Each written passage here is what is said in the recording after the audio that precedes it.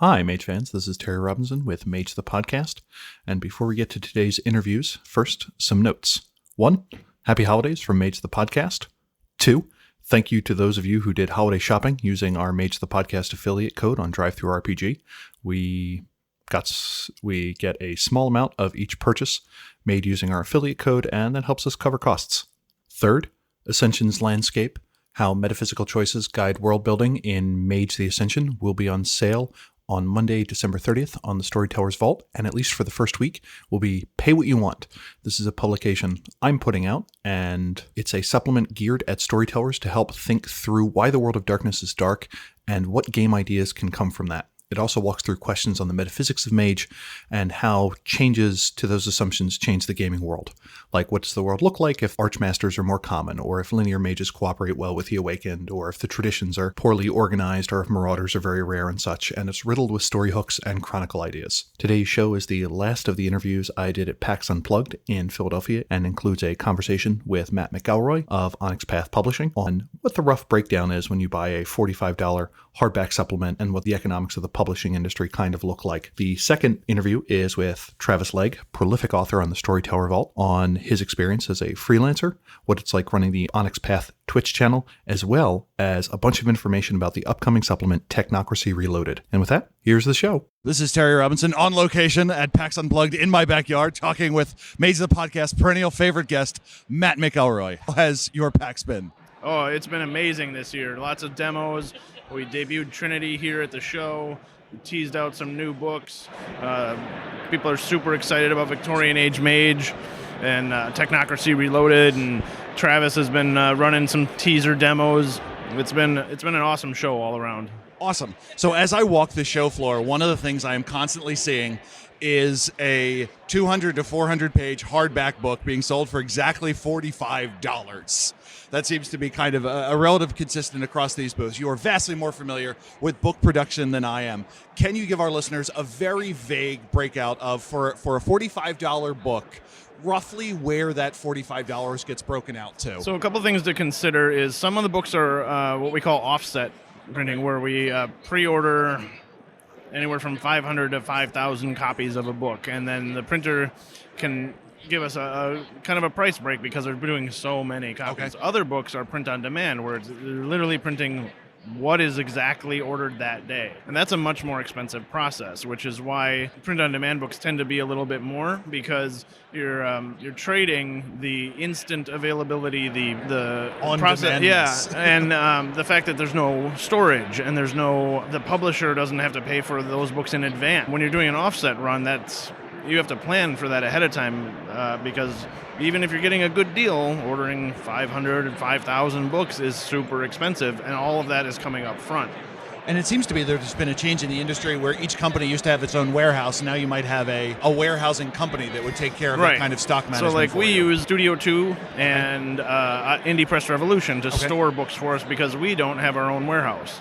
So we have services that help us out in that regard. They also handle sales directly to stores and distributors and things like that for us. For example, Studio 2 is here at PAX doing all of our sales for us. So our booth doesn't have any retail. We're just running games, we're doing interviews and other fun stuff like that. We're letting our partners, Studio 2, who are frankly much more skilled at doing retail, sell the books for us. Luckily, we were right next door to them this year, so that worked out really well for us.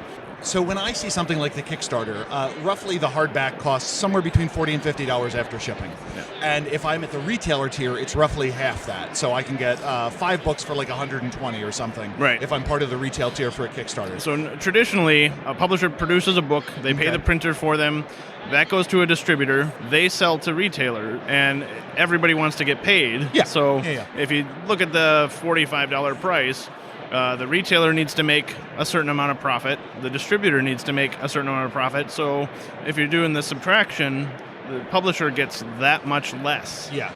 So I'm assuming on a $45 or $50 book, you are getting $20 or fewer for each copy that goes out the door. That's a very good assumption, yeah. Okay. It really varies by book. Yeah. And it's going to vary by licensing arrangements. Yeah, some of the stuff you have is in-house. Because that could split the book 4 ways. Okay. If you think about it. Retailer, distributor, licensor, publisher. And we bear all of the expenses as hiring the writers, artists, editors, paying the printing up front. Sometimes with some warehouses, there's storage fees. Yeah. So the books are literally, we're renting the space. Which I imagine is periodically why IPR does like a 50% off sale, because Right. at that point We're trying it's to better move just to recoup your costs, especially than to have with to pay storage. new books coming in. Yeah. So yeah, we try and incentivize people to get their if they missed a Kickstarter, we try and offer some deals now and then when we can, and it's much less harder to do big discounts on print on demand because there's literally no inventory. So the price of that book there's never an opportunity to discount it because there's no middleman or there's no additional Right. layers that you can cut out. And that printer, the on-demand printer, has a set fee and it's usually based on how big the book is, whether it's hardcover, softcover, black and white, color. There's lots of little factors that determine those prices. That would explain why sometimes the print-on-demand copy, one book will be larger than another but be cheaper. Right. I imagine because maybe the large one is strictly black and white or... Exactly. Okay. There's lots of... And it's really hard to generalize because there's so many variables that affect pricing models. But those are some... We'll call them the basic guidelines. Okay. So we're down to a $20 for a hardback that we think we're going to sell between 500 and 1,000 of. Where does that go? I imagine that there are writers, editors, and so on that need to be split up. Exactly. So writers get their rate, editors get their rate. Art is one of the most expensive parts of a game book. If it's a core book, we'll have an indexer, and they get a fee as well. And then the layout and graphic design, especially if we're creating new logos and things like that, that's all stuff that has to be created from scratch. Okay. And we want to pay people for their work. So you have a new game that goes into development, so Deviant the Renegades or something like that. Exactly. And you want to have someone select, this is going to be the typography we use, this is the formatting and templating we use. Is that a one-time thing, or is that person then brought back for each subsequent book in the line? So a lot of times we'll hire that person to design the look for a game. Okay. And then, of course, supplements will follow that core book's design. I just assume Mike Chaney did everything. He does amazing work, but sometimes he'll bring in specialists to design a logo, or the Chicago by Night logo was designed by Meredith Gerber. Okay. And Mike oversees all of that. Okay. But sometimes he wants to bring in a certain style for a specific project. But he does amazing work himself. He designs a lot of our logos. Rich does a lot of some logos and like the calling symbols in Pugmire, or the clan symbols, or things like that. So it really depends, again, per book, how that team is built. We look for what's going to be the best work for this particular project. So it makes sense. So from what I understand, the writer, the editor, maybe the indexer, and the art is all kind of a per piece rate. So the writer gets paid per word, the editor gets paid per word, the indexer gets paid maybe per page or per book, and the art is paid per piece. Is that most of the time? Okay. But again, sometimes there's we're going to pay you a flat fee for this many projects, or this particular book is going to be extra complicated, so we'll adjust the rate based on that. Or sometimes we'll say an artist didn't turn their stuff in on time, so we need a rush piece to get a book printed in time. So sometimes there's a rush fee involved. And that's all, if you think about it, that's all before we ever get any revenue coming in for that project. So we have to plan out how much is this going to cost us to produce, and how much is it likely to sell. And then in addition to that, you have a few people that are getting paid not on a piecemeal rate. So you run operations. Right. It's not like you get paid per word or anything like that. So I assume there's some sort of, I don't want to quite say overhead, but some sort of... No, that's exactly true, because the whole process of running the company, we need to have the funds to run the company to make these things happen, and have meetings with distributors, and have talk to retailers, and plan our booth at conventions, and those expenses go into running the company as well. So is it one of those things when you're considering new projects, is it always the marketability of it, or do you have the idea that, hey, we can do this as a niche product with certain roadmaps that we want to hit, or we want to sell it for a higher price because we think there's a select audience? Is that it's definitely some of each. There's some stuff that's definitively a passion project that we think not only are we super excited to make, but we think the audience will really enjoy. And that we probably know that some of those aren't going to be as popular as other ones, but we think there's a reason to make it, both for the creative reach, and because the audience is super interested in that particular topic. and it gets them engaged and enthusiastic about the projects we're doing. And we know some game lines are going to have a much smaller audience than others. So, and that's part of where Kickstarter comes in and helps us fund those types of projects. I mean, it's demand management. It gives you an idea. These are people who have literally put down their credit cards. Yeah, because that helps us know how many books to print, for example, and we're not relying on an old method of printing thousands of copies, throwing them in the warehouse, and hoping. And then possibly pulping them at the end or something like that. Has the advent of like premier editions changed the economics of this at all? I have the doorstop version of the Mage Core, but I also have the nice leatherette version too, and one costs 4 times the other one or something like that. Well, that's another thing where Kickstarter came in really handy. Is it helps us assess how much of a demand there is for a fancy leatherette deluxe edition. Premier Deluxe Pro Limited. You know, for example, Changeling 20 did not get an ultra deluxe because we couldn't get enough backers to do that. So there was so much risk involved of printing something that expensive and fragile that we was basically going to have a stained glass window in the front of it. Wasn't that the plan? Yeah. So we needed to know for sure there was enough support for that type of project. Yeah, the Italian village that produced that kind of leaded glass. It's not cheap to rent the entire neighborhood in Padua. And that's one of the reasons we use Kickstarter that way. Is it really helps the audience engage with us on a early enough in the process to tell us what they're interested in. That's why we do fun stuff like during Dark Eras, people got to vote on which era was going to be the next stretch goal. We love that kind of back and forth dynamic feedback. And it tells us that at least we can get this book out in a very awesome, high-quality process. So we've talked about what are relatively traditional ways, plus the advent of Kickstarter. Do you feel there is a next step in the way in which RPGs are being produced? Yeah, there's a lot of online play, like Astral Tabletop. I recommend everybody check that out. It's very similar to Roll20. That's another one. We just rolled out the Scion Origin book in the new phone PDF format on Drive-Thru-RPG, so that's a new format that we're experimenting with. You can also get Pugmire in the phone PDF. So we would love people to check those out and tell us what they like, use them at the table, and if they want other books in that format. That's really good feedback and super important because that's a brand new type of ebook. So we want to see how people are using that and what they think. Is our World of Darkness books something they want in a phone PDF, or do they prefer them in a different format? So give us the feedback. Let us know. Has there been any discussion of doing like an SRD? A number of games will literally have a wiki-style webpage so there's just the rules, absolutely no setting information. That way when you're at the table, you can always be like, oh, crap, what are the rules for hacking a computer, breaking into a... Yeah, that's definitely something we've looked at for a few games. Some of the stuff that's licensed we don't own, so we can't just post another company's rule set online without their involvement and permission. So those are ongoing discussions that we're looking at. And for example, StoryPath is still relatively new. Scion and Trinity are out now, Dystopia Rising and They Came From are on the way. So we got to see how the audience is using that system. And then we'll react and see how the best way to serve the StoryPath audience is.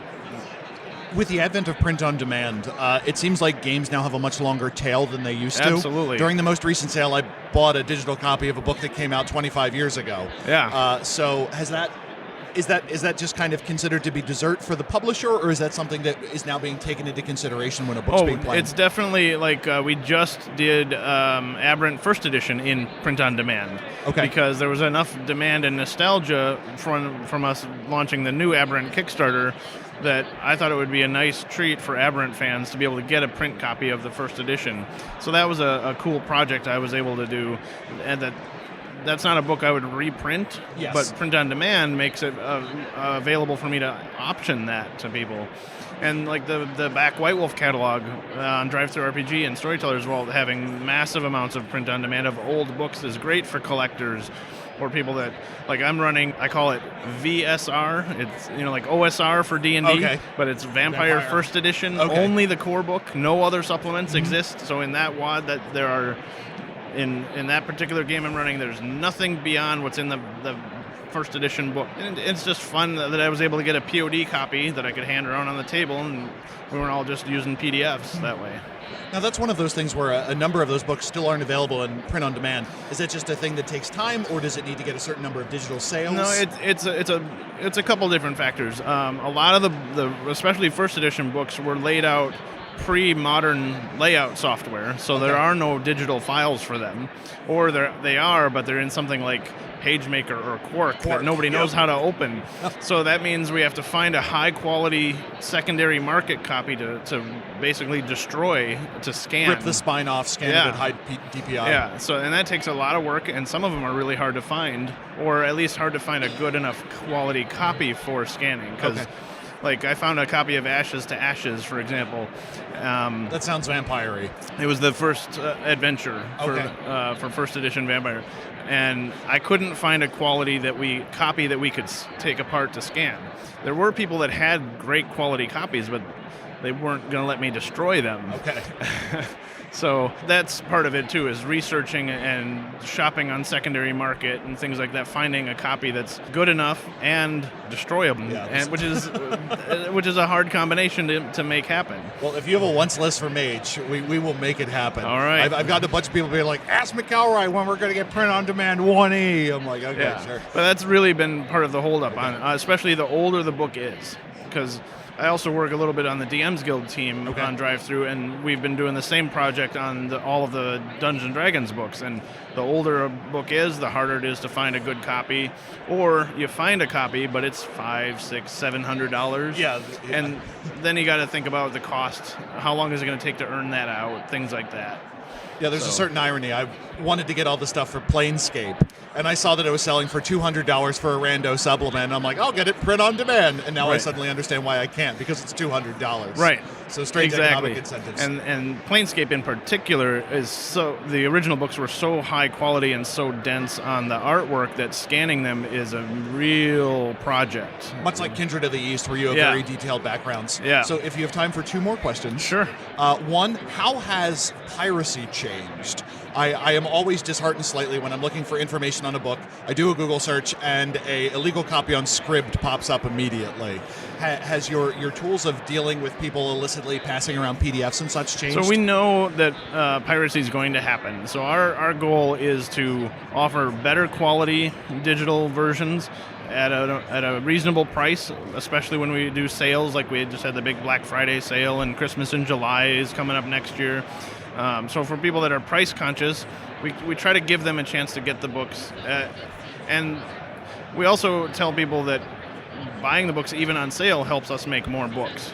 Piracy, we get none of that. You get $0, yeah. Right. And we're not trying to battle pirates, because we'd rather be making new books. Yes. But the economic reality is the less books we sell, the less new books we can make. And my last question is, as the person who also runs the Storyteller Vault, or is notionally in charge of that, how has that been changing since we last spoke at Gen Con?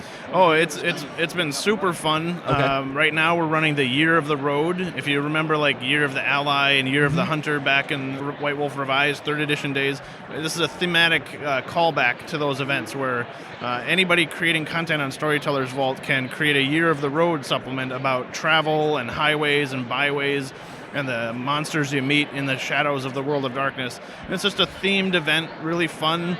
We've got some really great, there's a brand new anthology called Darkened Streets, which has stories by David Niall Wilson, Bill Bodden, Aaron Rosenberg, and all about the shadows and highways and monsters you can meet. And then there's a Errant Knights, which is a Nomad Sabbat pack that you can drop into any of your games.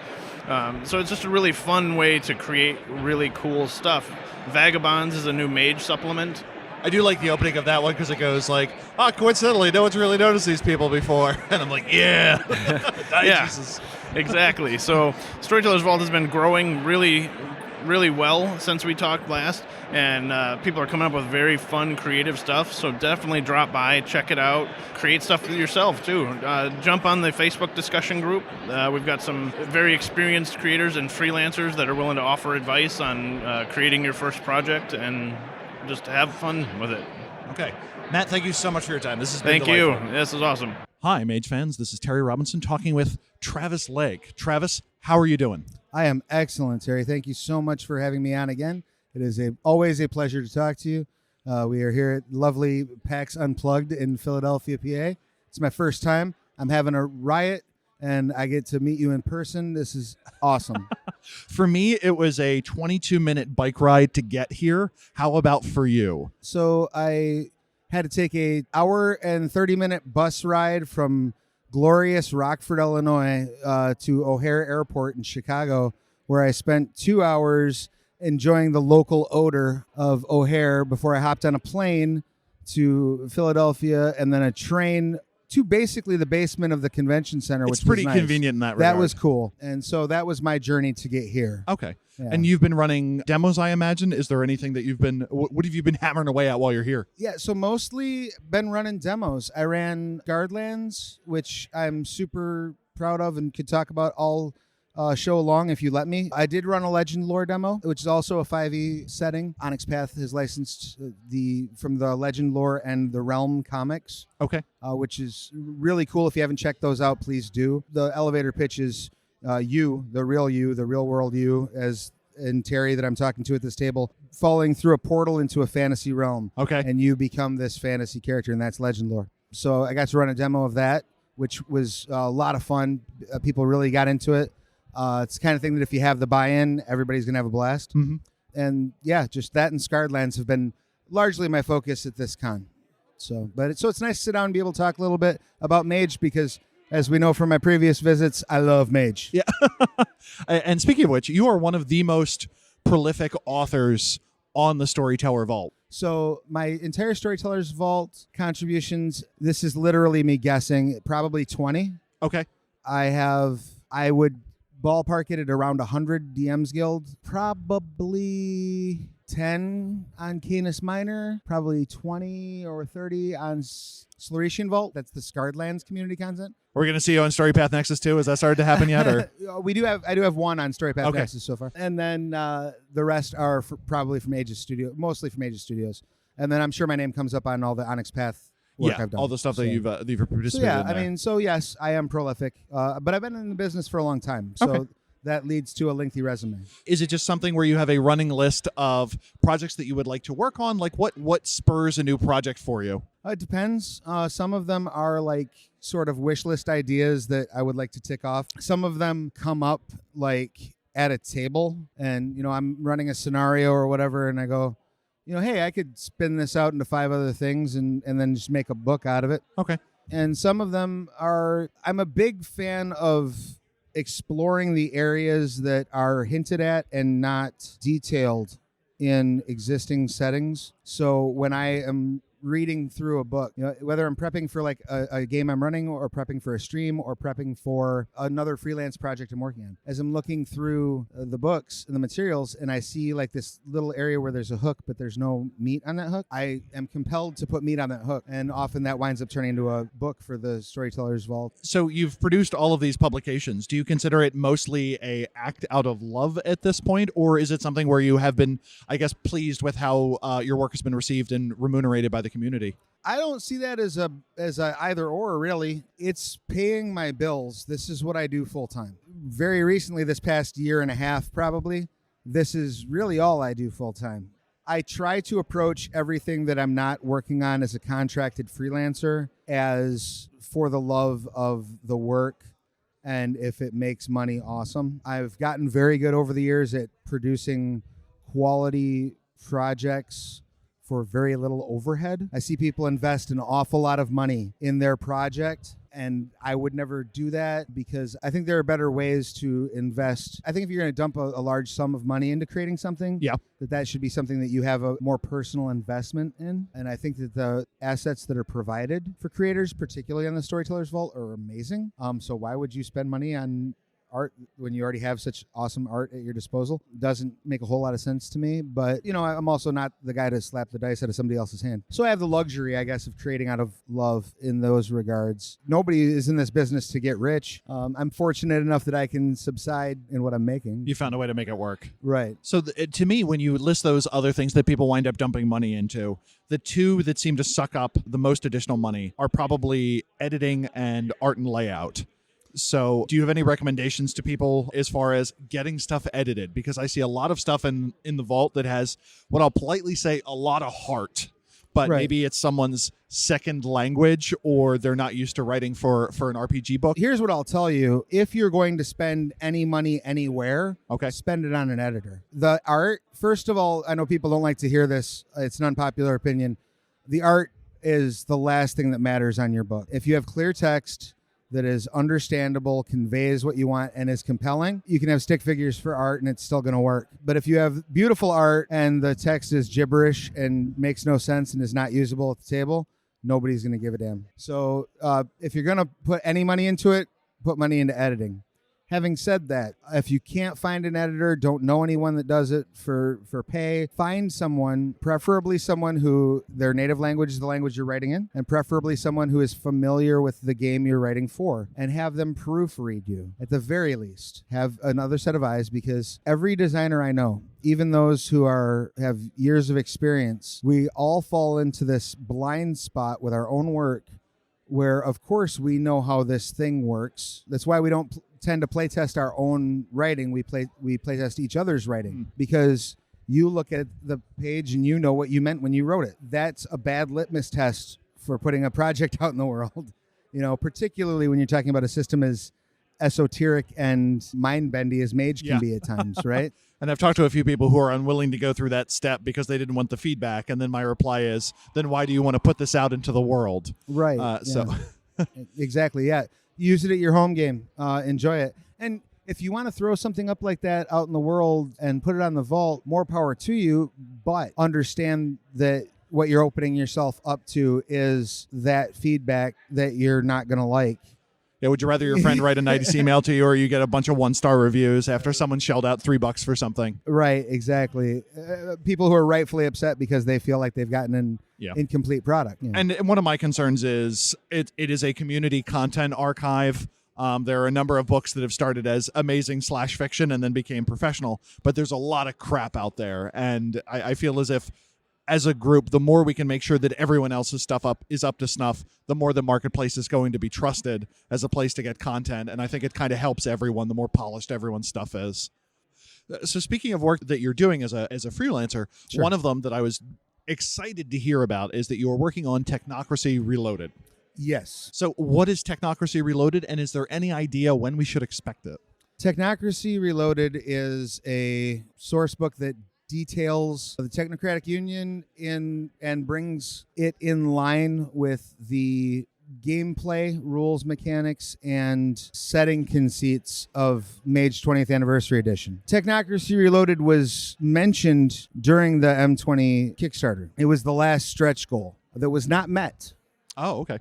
So, and there has been some very vocal support for it. We got very close to it. And in the interim, a lot of people have been clamoring for this book. It will be coming out hopefully within the next year, but we don't do, we don't do dates, you know that. Yeah, Onyx Path time. It's soon, trademark, to answer that desire, to answer that need, giving everybody kind of the full overview of what the Technocracy is in the context of M20. And so that means you're going to get the same sort of treatment that you've seen in all your other M20 books regarding, your future fates and your, all the meta plot stuff.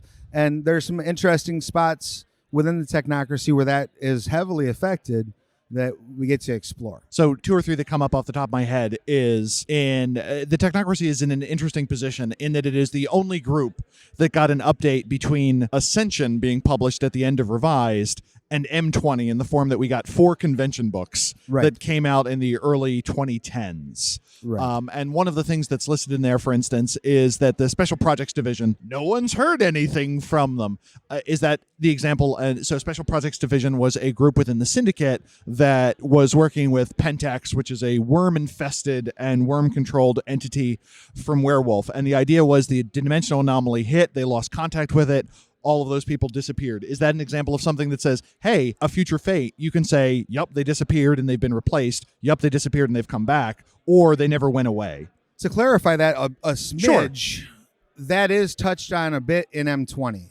Okay. So a lot of this stuff is touched on its surface level in M20 through those future fate sidebars. Okay. So what you get in Technocracy Reloaded is going to be deep dives, some alternate sort of forking paths, more options, more ways to bring that to life at your table. So maybe something that was previously 2 sentences in a sidebar is now maybe a page or something? Right. Okay, they've gotten much larger. Where you've got more detail, a thicker view of what's going on, more options because due to space constraints, yes, even a book that's 900 pages that you can use as a home defense weapon does have a space constraint, oddly enough.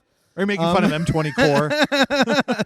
I would never. The point being, though, is that this gives us the opportunity to really, because M20 has to serve all the factions of the Ascension War, whereas in Technocracy Reloaded, now we can really dive into each faction of the Technocracy, so each of the conventions, as they sit sort of in the core setting, but also really look at what those future fates mean. Re-examine what this organization that was designed originally, because if you look at the history of the Technocracy, right, they were originally designed to be kind of the bad guys. They were right? the antagonist right. of the setting, they were the villain. And then as it goes through the iterations of editions and developers, that's shifted in terms of A, obviously the bad guys are really the Nefandi, and B, looking at the Technocracy, it's very difficult to pin just raw villainy on them. Often I say that the Technocracy has villainy as a side effect.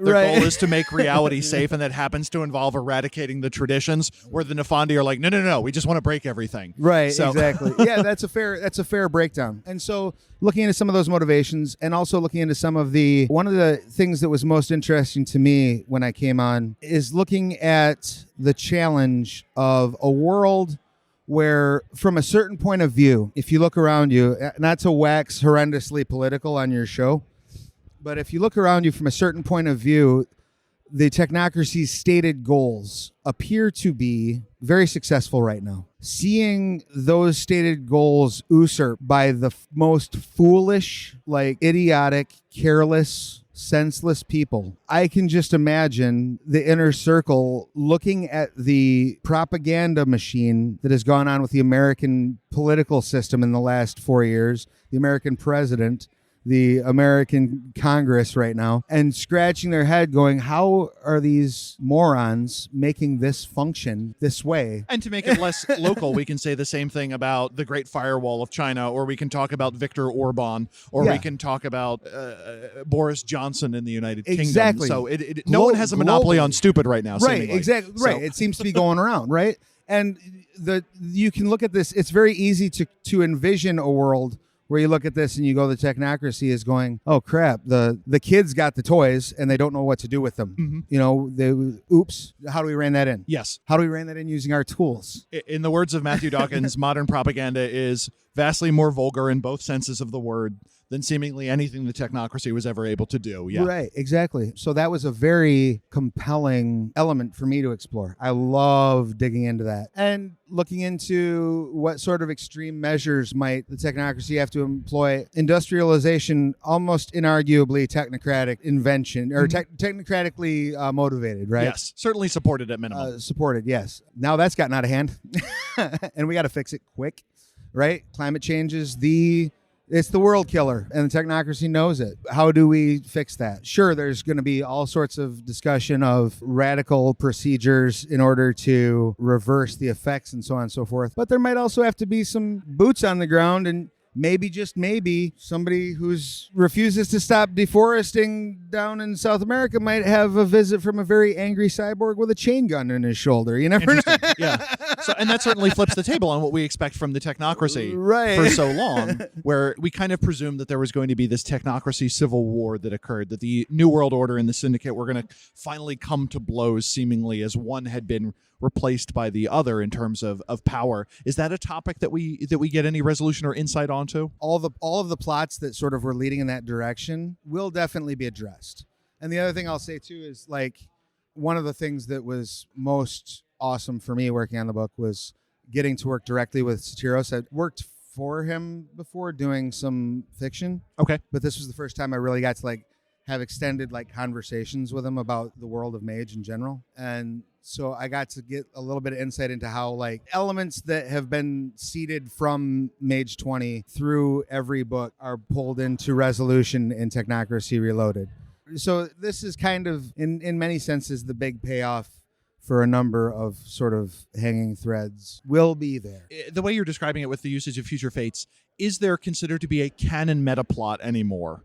To the best of my knowledge, that hasn't been a thing since M20. There's kind of the suggested middle of the road meta plot, and then you've got all of your, the things that are covered in the sidebars. Mm-hmm. The whatever happened to these people and, okay, the future fates. So as opposed to like, say, Vampire, which got Beckett's Jihad Diary, which was just a 500-page explanation of everything you missed while you were away. Mage has no plans for really anything like that, to be much more open world. To the best of my knowledge, no. Okay. And part of the reason for that, I think, is that it's easier to do a Beckett's Jihad Diary in a setting where ultimately reality is what reality is. Mm-hmm. Whereas in Mage, depending on how cosmic you want to get with your Mage campaign, all of those things might be true simultaneously. Okay.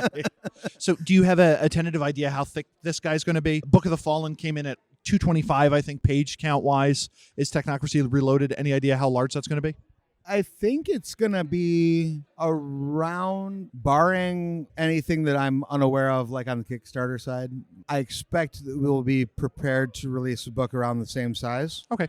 Possibly a little bigger. I know that we're planning to do Kickstarter for it. I know that there will very likely be some additional materials that may be reached during, stretch goals at that time. So this is one of those things where you made mention that it's going to come out on Kickstarter, and when I think of Kickstarter, I think stretch goals. So is this a possible opportunity for us to get more M20 books beyond the two that seem to be planned? Conceivably. I mean, I don't know beyond the fact that it's intended to go that route. Those are all decisions that are made above my pay grade. Got it. And far above my pay grade once we start talking into Mage, because of the way that relationship works. Every decision that gets made about that has to go through a number of people now. I'm sure we would love to do a million of them, but we just don't have the ability to make those calls directly. Understood. We're getting a new book. One of the things that's been most interesting about seeing the arc from Revised to M20 is the advent of a few novel systems in the game. So we have Primal Utility, which came into its own in Syndicate Revised, and so on, and the idea that technocratic magic is kind of a different beast now. It's not just a reskinning. Are there any systems that you know of that we will see that we can expect that are kind of new for this baby that we can add to our tables? Yeah, so one of the very big fundamental sort of philosophies that we have with M20 is to make sure that we're never bolting anything on that means that what you have in the M20 core book is invalid. Having said that, though, speaking as a guy responsible for a lot of the devices in the tech chapter, very excited with the way that that's going to be presented to you. Did a lot of work to make sure that some of the aspects of how technocratic magic functions are codified a little bit clearer. So putting together some language in world that is used consistently throughout the book to keep everybody on the same page about how things are referred to within the Union. It's a nice thing to have. There's a little bit of stuff about in the devices section about hot-shotting and working your stuff on the fly. Talking about how the paradigm of a technocrat works. And keeping in mind, many technocratic operatives are aware of the existence of these devices and what these devices do. Thus and therefore, they're aware, if they are properly schooled in the enlightened science behind them, they're aware of the principles by which these devices operate. So therefore, they can mimic the effects of these devices, provided they have the appropriate spheres and access to some sort of materials that they can reasonably jury rig into a Oh, nice. So we're gonna we will get systems for that, or at least guidelines on how to do that at a table. Kind of walk through how that works. Do we get any technocratic linear magic? Extraordinary citizens, so non-awakened practitioners, have kind of become to the forefront. It's been whispered a few times throughout mage history of high-tech hedge mages that were not necessarily like technostic, but actually super advanced technology practitioners. Do we get anything of that? Do you know? As far as I'm aware, there has been a strict delineation of the linear magic from the M20 stuff. Oh, okay. And I think that's because when he was working on M20, Satiros really thought that would need its whole kind of ground up retreatment. Okay. But what we do get is a much clearer set of guidelines as to how extraordinary citizens interact with that framework. Okay. What you'll see is a little bit more of a guideline on what an extraordinary citizen can and cannot use, and how an extraordinary citizen may or may not interact with an operative's procedures. Understood.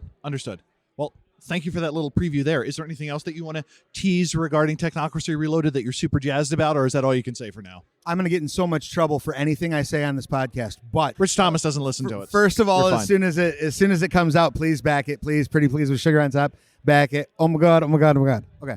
Secondly, I don't get to say this out loud, and it's still mind-blowing for me to say it. So, I am one of the developers on the book. I got development duties on the book. Oh my goodness. That is a relatively exclusive club for Mage. Satiros is like a hero of mine in the industry, and they say don't meet your heroes, and this was the one time that's bullshit. He's literally as amazing a human being as he seems, and it was so amazing to work with him. So everything about the experience has been brilliant and beautiful, and I'm thrilled. There's a section in the book that is very dear to my heart that talks about alternate views. We talked a lot about future fates and things like that. Okay. And I think when it's at its best, Mage is a game about what do you want Mage to be about. It's a game about what do your people at your table, what does your group want the world to be, and what's the cost of making it that, and what's the benefit to you, and what benefit can you bring to the world around you. And with the state of the pseudo meta plot, I guess, the vanilla plot of Mage leaves a lot of stuff up to the storyteller by design. Mm-hmm. So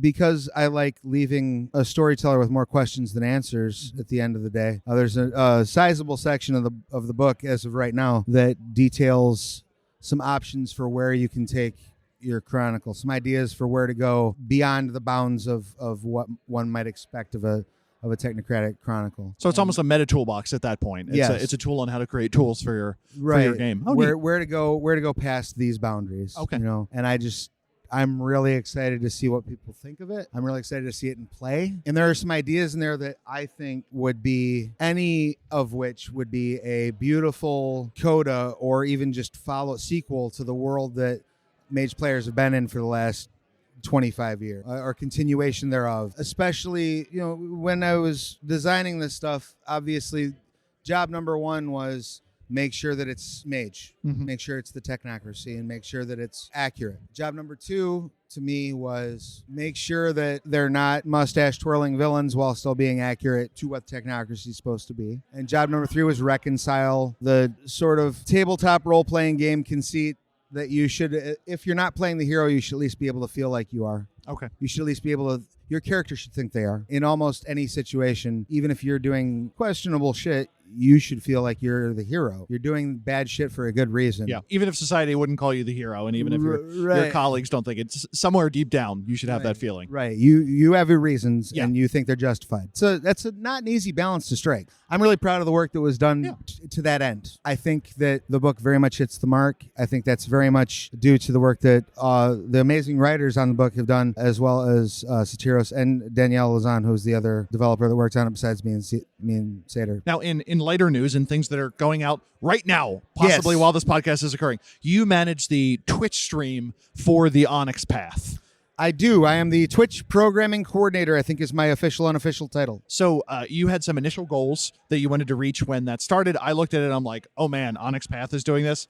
I'm curious to see where this winds up going. So can you give us a status report on like how you think Twitch is doing? Like what shows you got, what's on the docket? What should people be looking for? Maybe if they haven't looked at the channel in a month or two? Sure, yeah. So we've got a lot of stuff going on. Things are going very well. The channel grew way faster than we thought it was going to initially. Okay. Partially because we'd never done it before. Like I've been on the Twitch space for a while, but it's been very casual. I play mostly for fun on my own Twitch. I looked at the follower count that they already had just by virtue of having an Onyx Path channel and occasionally throwing up a video about like a Kickstarter. And they already had enough followers that it pretty much was a shoe-in for affiliate status.